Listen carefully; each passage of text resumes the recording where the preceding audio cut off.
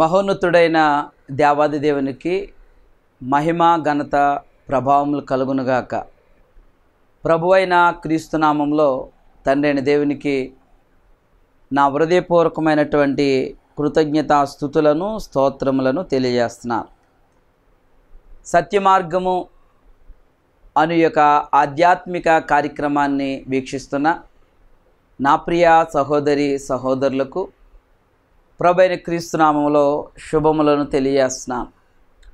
మీ ప్రార్థన ప్రోత్సాహంతో ఈ యొక్క పరిచర్యను కొనసాగించుటకు దేవుడు తన యొక్క అత్యధికమైన కృపను అనుగ్రహించినందులకు దేవునికి స్తోత్రాలు తెలియజేస్తున్నాను. ప్రభునందు ప్రియులారా, చిన్న ప్రార్థన చేసుకుని వాక్య ధ్యానంలోనికి వెళదాం. పరిశుద్ధుడా పరిశుద్ధుడా పరిశుద్ధుడైన మా ప్రియ పరలోకపు తండ్రి, సత్యమార్గము అనే యొక్క ఆధ్యాత్మిక కార్యక్రమం ద్వారా నీ బిడలైన వారితో మీ మాటలు తెలియచేయడానికి మీరు మాకు ఇచ్చిన ఈ యొక్క అనుకూలతను బట్టి మీకు స్తోత్రాలు. కొద్ది నిమిషములు తండ్రి నీ వాక్యమును మేము ధ్యానించుండగా వినగలిగే చెవులు, గ్రహించగలిగే మనస్సును నీ బిడలకు దయచేయండి. నాకును నీ వాక్యాన్ని నీ బిడలకు అర్థమయ్యే రీతిలో చెప్పగలుగు జ్ఞానమును దయచేయండి. ప్రభు అయిన క్రీస్తు వారి పేరట మిక్కిలి వినయపూర్వకముగా ప్రార్థించి వేడుకొనుచున్నాము తండ్రి, ఆమేన్. ప్రభునందు ప్రియులారా, మరి సమయంలో కొద్ది నిమిషములు దేవుని వాక్యాన్ని ధ్యానించి మన ఆత్మ సంబంధమైన జీవితాలను బలపరుచుకుందాం. చాలా సందర్భాలలో ప్రతి మానవుడు కూడా తన యొక్క జీవితాల్లో అనుకూలమైన పరిస్థితుల్లో ఒకలా, ప్రతికూలమైన పరిస్థితుల్లో మరొకలా ప్రవర్తించే నైజాన్ని కలిగి ఉన్నాం. అవునా కాదా? అందుకని పెద్దలు అంటారండి, ఏ ఎండకు ఆ గొడుగు పడుతున్నారు అని చెప్తారు. ఓసరు వెల్లిలా రంగులు మారుస్తున్నారు అని చెప్తారు. చాలా జాగ్రత్తగా గమనించండి. ఈరోజు మనం నేర్చుకుంటున్న ఈ యొక్క పాఠము మన ఆధ్యాత్మిక జీవితాన్ని ప్రభావితం చేస్తుందని నేను నమ్ముచున్నాను బలంగా. మీరు జాగ్రత్తగా వినగలిగితే ఈ పాఠము ద్వారా మనం చక్కని ఆధ్యాత్మిక సంబంధమైన మేలులను మేము పొందగలుగుతామని ప్రభు పేరిట తెలియజేస్తున్నాను.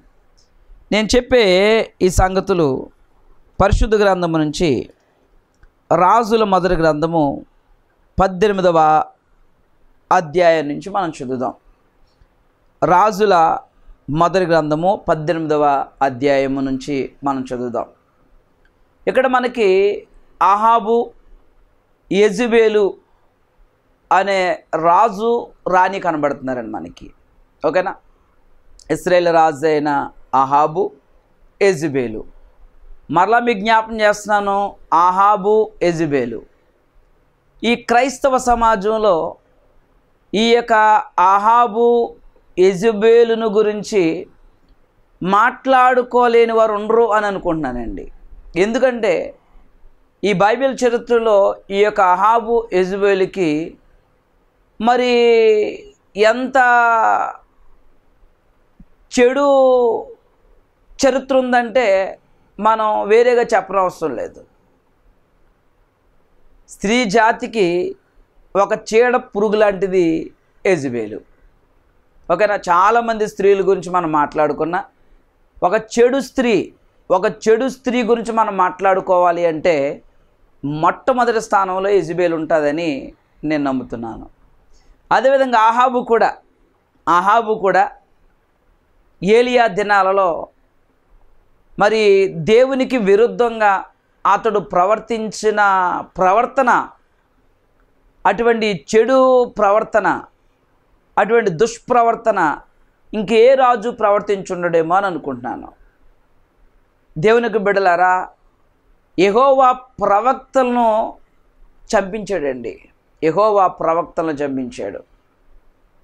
దేవునిని పూర్తిగా విసర్జించి బయలు దేవత ఆరాధికుడిగా బయలును పూజించేటట్టు తన ప్రజలను ప్రేరేపించిన ఒక చెడ్డ చరిత్ర కలిగిన రాజు రాణిగా ఈ అహాబు యెజెబెలు మనకు కనబడుతున్నారు. ఒక విగ్రహారాధనకు, దేవుని ప్రజలను విగ్రహారాధనకు ప్రేరేపించి ప్రోత్సహించిన చెడ్డ రాజు రాణి ఎవరంటే ఈ యొక్క అహాబు యెజెబెల్ అండి. దేవునికి బిడ్డలారా, మీరు జ్ఞాపకం చేసుకోనండి, యెహోవా ప్రవక్తలను అనేక మందిని చంపించిన చెడు చరిత్ర వీళ్ళకుంది. ఇంచుమించు 450 మంది యెహోవా ప్రవక్తలను చంపించారండి. యెహోవా పేరు ఎత్తితే, ఆయన మాట ఎత్తితే, యెహోవా ప్రవక్త అని తెలిస్తే వాళ్ళని చంపించేసిన రాజు రాని ఈ అహాబు యెజెబెలు. అటువంటి చెడ్డ చరిత్ర కలిగిన ఈ రాజు రాణి దగ్గర ఈ యొక్క ఓబద్యా పనిచేస్తున్నాడండి. చెప్పానుగా, చెప్పలేదా? ఓబద్యా, ఆయన పేరు, ఒక వ్యక్తి పేరు మీకు జ్ఞాపకం చేస్తున్నాను. ఆయన పేరు ఓబద్యా. చదువుదాం. ఈ యొక్క రాజులు మొదటి గ్రంథం 18వ అధ్యాయం నుంచి మనము చదివినప్పుడు 3వ వచనం చదువుదాం. అహాబు తన గృహ నిర్వాహకుడగు ఓబద్యాను పిలిపించాను. ఇప్పుడు మనం ఈ పాఠంలోని మన కథానాయకుడు ఎవరంటే ఓబద్యా అండి.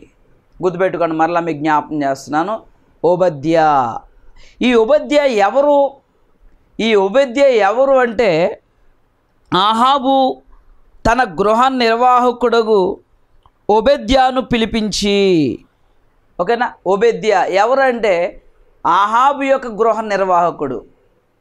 ఇప్పుడు రాజు రాణి ఎటువంటి వారో నేను ముందుగానే మీకు జ్ఞాపకం చేశాను. అహాబు యెజెబెలు ఎటువంటి వారో నీకు ముందుగానే జ్ఞాపకం చేశాను. అటువంటి అహాబు యొక్క గృహ నిర్వాహకుడు ఓబద్యా. మరి అటువంటి రాజు రాణి దగ్గర గృహ నిర్వాహకుడిగా పనిచేస్తున్న ఓబద్యా ఎలా ఉంటాడు చెప్పండి? ఓబద్యా ఎలా ఉంటాడు చెప్పండి? యెహోవా ప్రవక్తలని కానీ, యెహోవా భక్తులని కానీ ఎవరినైనా కనుగొంటే ఈ అహాబు యెజెబెలు ఏం చేస్తున్నారు? చంపించేస్తున్నారు. అత్యంత కిరాతకంగా చంపించేస్తున్నారు. ఆనాటి ప్రజల్లో అనేక మంది అర్థమవుతుందండి, దేవునికి భయపడి భయభక్తులు కలిగిన బ్రతికిన అనేక మంది దాక్కోవలసిన పరిస్థితి ఏర్పడిందండి. దాగి ఉండవలసిన పరిస్థితి ఏర్పడింది ఈ అహాబు యెజెబెలుకి భయపడి. గుర్తుపెట్టుకోండి చాలా జాగ్రత్తగా. అటువంటి రాజు దగ్గర గృహ నిర్వాహకుడు ఎవరటండి? ఈ యొక్క ఓబద్యా. ఈ మాట మీ మాట కూడా చదివినిపిస్తాను. ఏలియా మాట్లాడుతున్న మాట. రాజులు మొదటి గ్రంథము 19వ అధ్యాయము 14వ వచనం చదువుదాం. అందుకతడు ఇశ్రాయేలు వారు, ఓకేనా, ఇశ్రాయేలు వారు నీ నిబంధనను త్రోసివేసి నీ బలిపీఠములను పడగొట్టి నీ ప్రవక్తలను ఖడ్గము చేత హతము చేసిరి. సైన్యములకు అధిపతియు దేవుడునగు యెహోవా కొరకు మహారోషము గలవాడనే నేను ఒకడును మాత్రమే మిగిలి ఉండగా వారు నా ప్రాణము తీయుటకై చూచుచున్నారని చెప్పెను. ఏలియా మాట్లాడుతున్నాడండి. ఓకేనా? ఏం చేశారటండి? ఇశ్రాయేలు వారు నీ నిబంధన త్రోసివేసి, దేవుని యొక్క నిబంధన త్రోసివేశారు. ఆయన యొక్క బలిపీఠాలను పడగొట్టి దేవుని యొక్క ప్రవక్తలను ఖడ్గము చేత హతము చేశారటండి. ఓకేనా? ఖడ్గము చేత హతము చేశారు. ఇలాగ ఇశ్రాయేలు ఉండగా నేను ఒక్కడను మాత్రమే మహారోషము గలవాడిని, జీవము గల దేవుని కొరకు నేను మిగిలి ఉండగా నా ప్రాణాన్ని కూడా తీయజూచుచున్నారు ఈ యొక్క ఇశ్రాయేలీలు, అహాబు యెజెబెలులని ఏలియా మాట్లాడుతారు. అంటే ఎంతటి విపత్కరమైన పరిస్థితులు చోటు చేసుకున్నాయో మనం అర్థం చేసుకోవచ్చు. ఆ దినాలలో అదవుతుందండి. అహాబు యెజెబెలు యొక్క దినాలలో ఎంతటి విపత్కరమైన పరిస్థితులు చోటు చేసుకున్నాయి. దేవుని యొక్క బలిపీఠాన్ని పడగొట్టారట, ఆయన యొక్క నిబంధన త్రోసివేశారటండి, దేవుని యొక్క ప్రవక్తల్ని చంపేశారట, ఖడ్గము చేత చంపేశారు. అటువంటి విపత్కరమైన పరిస్థితులు. అటువంటి రాజు రాణి దగ్గర వారి యొక్క గృహ నిర్వాహకుడు ఉన్నాడు. ఎవరు? ఓబద్యా. అటువంటి రాజు రాణి దగ్గర మీకు జ్ఞాపకం చేస్తున్నాను, గృహ నిర్వాహకుడు ఉన్నాడు. దేవునికి బిడ్డలు గుర్తుపెట్టుకోండి. చదువుదాం చూడండి. 3వ వచనాన్ని ఖండన చేస్తున్నాను. ఈ ఓబద్య యెహోవా యందు బహు భయభక్తులు గలవాడి ఉండి. ఓకేనా? ఈ ఓబద్య యెహోవా యందు బహు భయభక్తులు గలవాడి ఉండెను. చాలా మీకు ఇది ఆశ్చర్యకరంగా అనిపించట్లా? ఈ మాట మనకు ఆశ్చర్యకరంగా అనిపించట్లా? ఎటువంటి అహాబు యెజబేలు యొక్క గృహ నిర్వాహకుడైన ఈ ఓబద్య యెహోవా యందు బహు భయభక్తులు గలవాడై ఉన్నాడా? బహు భయభక్తులు గలవాడై ఉన్నాడా? ఏంటి? యెహోవా యందు భయభక్తులు గలవారిని యెహోవా ప్రవక్తల్లో చంపించేస్తున్నాడు ఈ అహాబు యెజబేలు అని తెలిసినా కూడా ఆ గృహ నిర్వాహకుడుగా ఉంటూ, వారి యొక్క గృహ నిర్వాహకుడుగా ఉంటూ యెహోవా యందు బహు భయభక్తులు గలవాడై ఉన్నాడా? నిజంగా ఎంత ఆశ్చర్యకరమైన మాట ఓబద్యాను గురించి మనం వింటున్నాం. ఒకసారి ఆలోచించేయండి, ఎంత ఆశ్చర్యకరమైన మాట. ఇటువంటి ప్రతికూలమైన పరిస్థితుల్లో, న్యాయానికి అవి అనుకూలమైన పరిస్థితులు కాదండి, అవి అనుకూలమైన పరిస్థితులు కాదు. యెహోవా యందు భయభక్తులు కలిగి ఉండడానికి అనుకూలమైన పరిస్థితులు కాదు. చాలా తీవ్రంగా ఉన్నాయి పరిస్థితులు, చాలా భయంకరంగా ఉన్నాయి పరిస్థితులు. యెహోవా పేరు ఎత్తితే మరణశిక్ష అన్నట్టుగా ఉన్నాయండి. చాలా కిరాతకులని అహాబు యెజబేలు అనేవారు చాలా భయంకరులు, వాళ్ళు చాలా భయంకరులు. మీకు అర్థమవుతుందండి? ఈ యొక్క యెజబేలు అన్నం చూసారండి, చీడ పురుగులు అంటది అనమాట అండి ఈవిడ. ఆ ముందు అధ్యాయాలు తర్వాత అధ్యాయాలు మనం చదివితేనండి, నాబోతు అనే ఒక భేదవాడిని, ఆ భేదవాని మీద అబద్ధ సాక్ష్యాలు పలిగించి అన్యాయంగా చంపించేసిందండి నాబోతుని, ఆ ద్రాక్ష తోట కోసం. ఓకేనా? అహాబు అడిగాడు, నాబోతు ఇవ్వలేదు. నాబోతు ఇవ్వకపోతే ఈ యొక్క అమ్మగారికి తెలిసిందండి. రాజుని అడిగింది, ఎందుకు అలా మూతు ముడుచు కూర్చున్నావు? నువ్వు ఇశ్రాయేలు రాజు కదా? ఆడిని అడగడం ఏంటి? అడిగేదేంటి? నువ్వు రాజు కదా, నువ్వు నోరు మూసుకుని అలాగుండు, నేను రింగు తిప్పుతాను అన్నదండి. అంతే, నేను చెప్తాను. అబద్ధ సాక్ష్యాలు పలికించింది, అబద్ధ సాక్షులను ఏర్పాటు చేసింది, అతను చంపించింది, అన్యాయంగా అతని యొక్క ద్రాక్ష తోటను లాగేసుకుందండి. అంత కిరాతకురాలన్నమాట. అదే క్రూయల్ మైండ్ అంటారు చూడండి, క్రూయల్ మైండ్, దుష్ట హృదయం, భయంకరమైన దుష్ట హృదయం. చాలామంది యొక్క జీవితాల్లో ఇటువంటి పరిస్థితులు చూస్తాం. చాలా దుష్టులు అన్నమాట. ఎంత దుష్టులు అంటే వారికి ఇంకా పాప భీతి అన్నది ఉండదు అన్నమాట. పాప భీతి అన్నది ఉండదు. అదవుతుందా? వారు అనుకున్నది, వారికి నచ్చింది, వారు ఆలోచించింది, వారు ఆశించింది చేసేయడమే. పాప భీతి అన్నది ఉండదన్నమాట. చాలామంది అయ్యో పాపమని ఆలోచిస్తుంటారు, అయ్యో భగవంతుడు ఉన్నాడు, దేవుడు ఉన్నాడు, చూస్తుంటాడు అని ఆలోచిస్తుంటారు. కొంతమంది కొంచెం పాప భీతి ఉండదండి, పాప భీతి ఉండదు, దైవ భయం ఉండదు, దైవ భీతి ఉండదు. అదవుతుందండి, దేవుడు అంటే భయం ఉండదు అన్నమాట. అటువంటి కిరాతకురాలు ఈ యొక్క యెజబేలు. అక్కడుండి వారు సముఖంలో ఉండి యెహోవా యందు బహు భయభక్తులు కలిగి ఉండమని సాధ్యమవుతుందా? బహు భయభక్తులు కలిగి ఉండమని సాధ్యమవుతుందా? ఈరోజు ఆలయాల్లో ఉండే సరైన భయభక్తులు లేవండి జనాలకి. అదవుతున్నాను, ముసుగేస్తున్నారు తప్ప మనసుకు మాత్రం ముసుగేయట్లా. ఎత్తి మీద వేస్తున్నారు ముసుగు, మనసుకు ముసుగేయట్లా. అని ఈరోజు చూడండి, చాలామంది ఎంత కేర్లెస్గా రెక్లెస్గా ఉంటుంటారు. క్రైస్తవులని పిలువబడుతుంటారు. బైబిల్ పట్టుకుని వెళ్ళడానికి కూడా సిగ్గుపడేవారు. బైబిల్ను చేత్తో పట్టుకుని దేవుని యొక్క సన్నిధానానికి వెళ్ళలేని బద్ధకస్తులైన వారు ఈ రోజులు ఉన్నారు. వారు దేవుని యొక్క సన్నిధానంలో కూర్చున్న గంటన్నరైనా ఏమైనా శ్రద్ధాభక్తులతో ఉంటారంటే అది లేని పరిస్థితులు ఈరోజు మనకు కనబడుతున్నాయి. అదవుతుందా? సెల్ ఫోన్లు మాట్లాడుకునేవారు చూస్తుంటాం, సెల్ ఫోన్లు చాట్ చేసేవారు చూస్తున్నాం. దేవుని యొక్క సన్నిధానంలో కూడా సెల్ ఫోన్ ఆపరేట్ చేస్తుంటారు. అర్థమవుతుందా?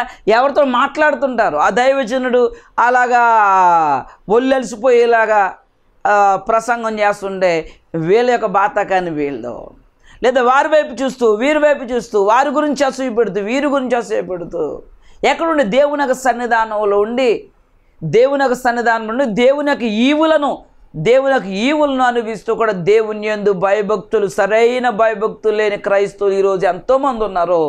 కానీ ఓబద్యా ప్రతికూలమైన పరిస్థితుల్లో ఉన్నాడండి. ప్రతికూలమైన పరిస్థితుల్లో ఉన్నాడు.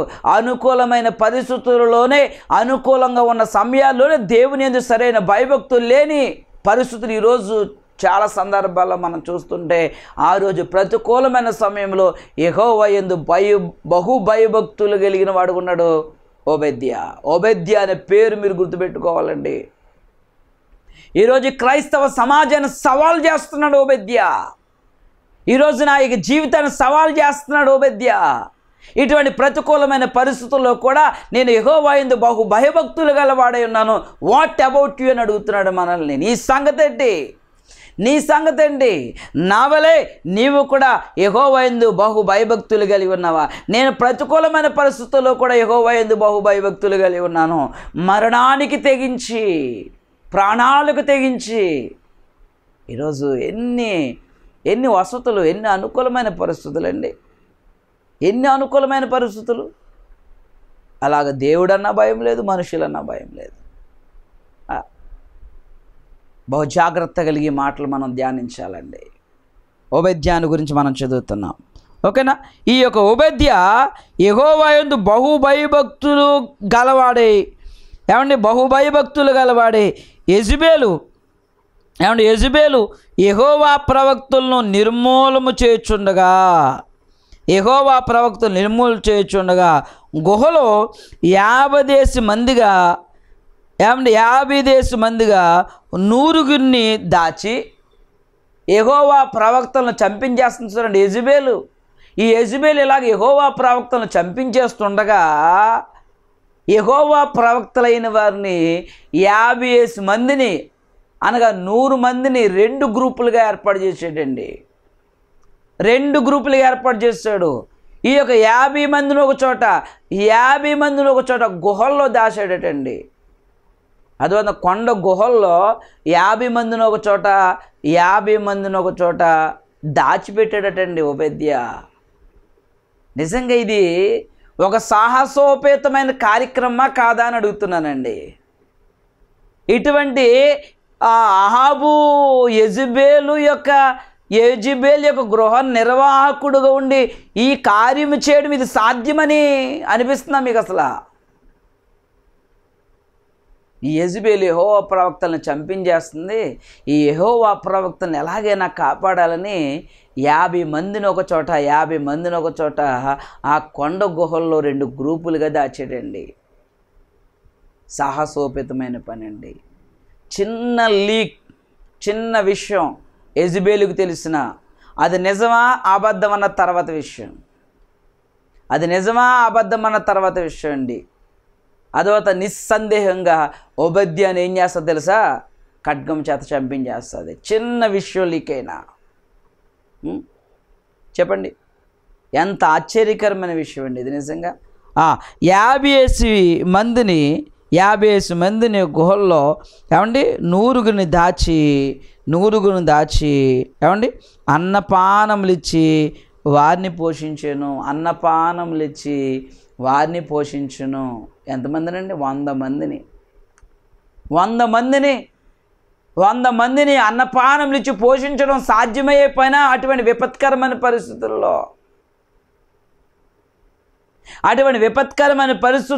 ఈ 100 కూడా అన్నపానములు ఇచ్చి పోషించాడు. ఎవరు? ఓబద్యా. అంటే ఎంత సాహసోపేతమైన కార్యక్రమం. ఇటువంటి ప్రతికూలమైన సమయంలో కూడా దేవునికి అనుకూలంగా ప్రవర్తించినవాడు ఓబద్యానండి.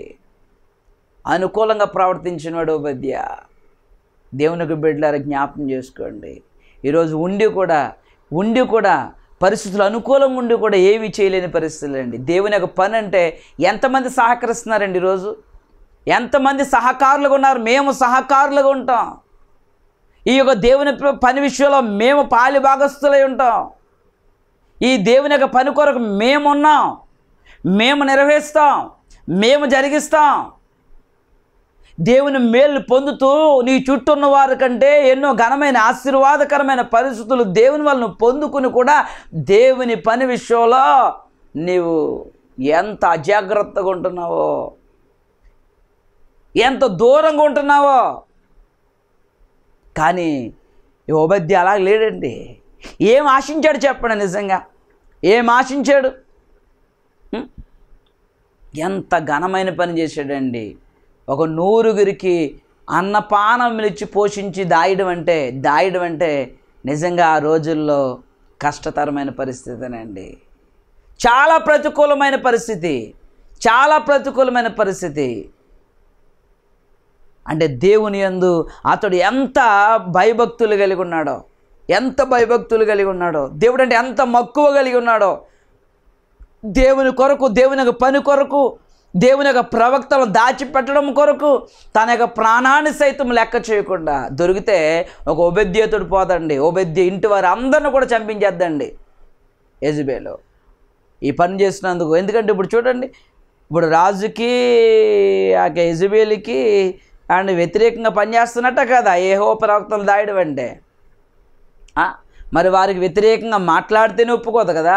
మరి వ్యతిరేకంగా పనిచేస్తే యెజెబెలు ఎలా ఒప్పుకుంటుంది? ఆ ద్రాక్ష తోట ఇవ్వనందుకే కదా నాబోతు మీద అబద్ధ సాక్ష్యాలు పెట్టించి ఏం చేసింది? ఆవిడని అత్యంత కిరాతకంగా చంపించేసింది. ఏలియాని చంపడానికి ఏలి ఎక్కడున్నాడు? ఆ ఏలి అనేవాడిని ఎలాగైనా చంపాలి, కనీసం చంపేసిన శవాన్ని తీసుకుని అంత కష్టవుతుందండి యెజెబెలు. అహాబు కూడా వెతుకుతున్నారు, ఎక్కడ ఈ ఏలి అనేవాడు ఎక్కడన్నా దొరికితే అని నిర్దాక్షిణ్యంగా చంపేయండి, లేదంటే బ్రతికొండగా మా దగ్గరికి తీసుకొచ్చేయండి. చూసారు, ఒక్కసారి మీరు ఆలోచన చేయాలి. అటువంటి అహాబు యెజెబెలు దగ్గర ఉన్న ఈ ఓబద్య ఎంత సాహసోపేతమైన కార్యం చేశాడు. యెహోవా యందు భయభక్తులు కలిగి ఉండడం ఒక ఎత్తు అయితే, ఏమంటే 100 మంది ప్రవక్తలను దాచిపెట్టి వారికి ఉదయము సాయంత్రము అన్నపానాలు ఇచ్చి పోషించాడండి. అంత మాత్రమే కాదండి, ఆ దినాలు ఎటువంటి దినాలు తెలుసండి? కరువు దినాలండి. మరోసారి మీకు జ్ఞాపకం చేస్తాను, కరువు దినాలు, భయంకరమైన కరువు. 3.5 సంవత్సరాలు వర్షం కురవలా, భయంకరమైన కరువు. ఆ కరువు దినాల్లో ఈ 100 మందిని అన్నపానం ఇచ్చి పోషించడం అంటే హ్యాట్స్ అప్ టు ఓబద్య. ఈరోజు క్రైస్తవ సమాజాన్ని తన విశ్వాస సంబంధమైన జీవితంతో, దేవుని ఎడల ఆయన కలిగిన భయభక్తులతో, ఆయన చేసిన సాహసోపేతమైన కార్యాలతో ఈరోజు మనలను ఓబద్య సవాల్ చేస్తున్నాడు. నీ విశ్వాస సంబంధమైన జీవితం ఎలాగుందో ఒక్కసారి పరిశీలించుకో నా ప్రియ క్రైస్తవుడా అని ఓబద్య ఈరోజు ఈ క్రైస్తవ సమాజాన్ని సవాల్ చేస్తున్నాడు. నాలాంటి భక్తి నేను చేసిన ఈ యొక్క సాహసోపేతమైన కార్యము లాంటి కార్యాలు కనీసం 1% అయినా మీరు చేయగలుగుతున్నారా అని ఈరోజు ఓబద్య మనలను సవాల్ చేస్తున్నాడు. అదే ఏలియా కనబడినప్పుడు ఏలియాతో మాట్లాడుతున్నాడు ఆ యొక్క ప్రవక్త. మనం చదువుదాం, 12 నుంచి చదువుదాం చూడండి. 18వ అధ్యాయం 12. అయితే నేను నీ యొద్ద నుండి పోవు క్షణమందే యెహోవా ఆత్మ నాకు తెలియని స్థలమునకు నిన్ను కొంచెపోచున్నాను. ఇప్పుడు నేను పోయి అహాబుకు వర్తమానము తెలియజెప్పిన తర్వాత నీవు అతను కనబడిన యెడల అతడు నన్ను చంపివేయను. అలాగూ ఆజ్ఞవేయొద్దు. నీ దాసుడునైన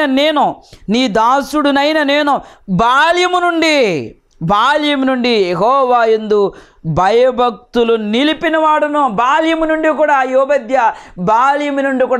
యందు భయభక్తులు నిలిపినవాడు. అంత మాత్రమే కాదు, ఏలియా గారు 100 మంది ప్రవక్తలను నేను 2 గ్రూపులుగా చేసి 50 మందినో గుహలో 50 మందినో గుహలో పెట్టి వారికి అన్నపానములు ఇచ్చి పోషించిన సంగతి మీకు వినబడినది కదా, మీకు తెలుసు కదా అని చెప్తున్నాడు. బాల్యము నుండి కూడా యెహోవా యందు భయభక్తులు కలిగి తన విశ్వాస సంబంధమైన జీవితంలో ఒక శిఖరాగ్రానికి చేరినవాడు ఓబద్య. ఈరోజు మన విశ్వాస సంబంధమైన జీవితానికి అతడు ఒక సవాలుగా నిలిచాడు. ఆ సవాలును ఎదుర్కోగలిగిన క్రైస్తవుడిగా క్రైస్తురాలికి ఈరోజు నీవు నేను ఉండాలని ప్రభు పేరట తెలియజేస్తున్నాను. మన ప్రభువైన క్రీస్తు మనందరి పాపముల కొరకు శరీరధారి ఈ లోకానికి వచ్చారు. ఆయన శిలువలో మరణించి సమాధి చేయబడి తిరిగి లేపబడ్డారు.